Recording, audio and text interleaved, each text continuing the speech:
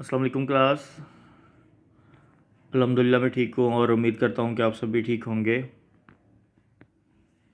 आप लोग comment section के अंदर जो है वो एक ही क्वेश्चन बार बार पूछ रहे हो कि हमने जो काम है, जो होमवर्क है, वो नोटबुक्स पे करना है, प्रैक्टिकल बुक्स पे करना है। तो बड़ी सिंपल सी बात मैंने आप लोगों को बड़ी क्लियर बताई थी कि आप लोगों को जो भी क्वेश्चन दिए जाते हैं उनके आंसर्स आपके आज की वीडियो के अंदर ही होंगे, उस टॉपिक में ही होंगे और उनको आप लोगों ने अपनी नोटबुक्स पे करना है। आई रिपीट, अपनी नोटबुक्स पे करना है।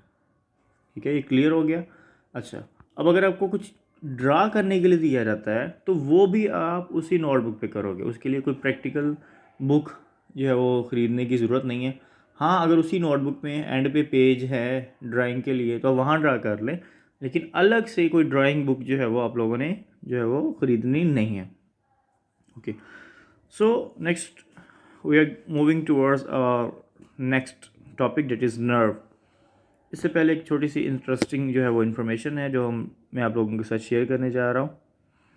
That is a nerve impulse may travel as fast as 150 metre per second और as slow as 0.2 metre per second. कि जो नर्व इम्पल्स है वो पर्सन टू पर्सन जो है वो उसमें वेरिएशंस हैं। कुछ लोग जो हैं बहुत ज़्यादा क्विक होते हैं, ठीक है, फास्ट होते हैं, उनके जो नर्व्स हैं वो हमेशा फास्ट होती हैं, और कुछ जो है उनमें बहुत ज़्यादा स्लो भी हो सकती हैं। उसके बाद हमारा जो मेन टॉपिक था वो है आज का nerve. What is a nerve? So a nerve is a cable-like bundle of axons enclosed in a common sheath. क्या है? is a cable-like bundle of axons. जैसे केबल है, केबल क्या है कि एक बाहर इंसुलेशन है, कवर है, कोटिंग है, उसके अंदर क्या है, डिफरेंट वायर्स हैं। तो इसी तरह से नर्व जो है वो एक केबल है, उसके अंदर वायर्स हैं। क्या है वायर्स? कौन सी वायर्स हैं? उसमें एक्सॉन्स हैं जो कि एक ही कॉमन शीट, एक ही कॉमन कवर में है। Nerve transmit message from one part of the body to the other, कि बॉडी के एक पार्ट से दूसरी पार्ट में तक जो है वो पैगाम पहुंच जाती हैं। अच्छा, पेपर में क्वेश्चन आ रहा है व्हाट इज न्यूरॉन और नर्व सेल, तो आप लोग इसके ऊपर लिखोगे।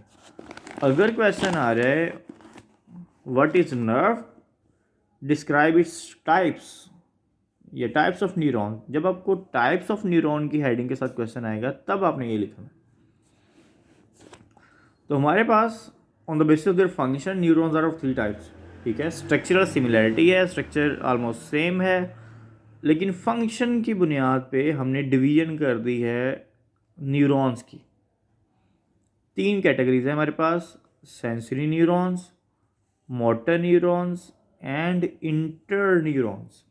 ठीक है, इनको याद रखना भी बहुत ज़्यादा आसान है क्योंकि हमने कहा है कि हमने इसको करेक्टराइज किया है on the basis of their function.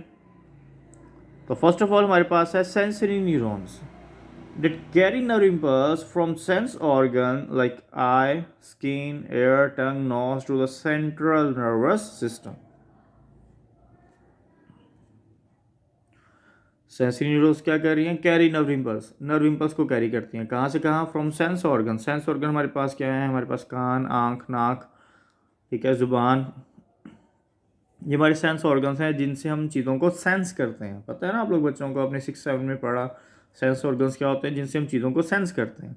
जैसे आप लोग जानते हैं कि आवाज़ के लिए जो है वो हमारे पास एयर्स हैं, देखने के लिए आँखें हैं, टच को सेंस करने के लिए स्किन है, टेस्ट के लिए टंग है, और केमिकल की प्रेजेंस के लिए हमारे पास नोज़ है।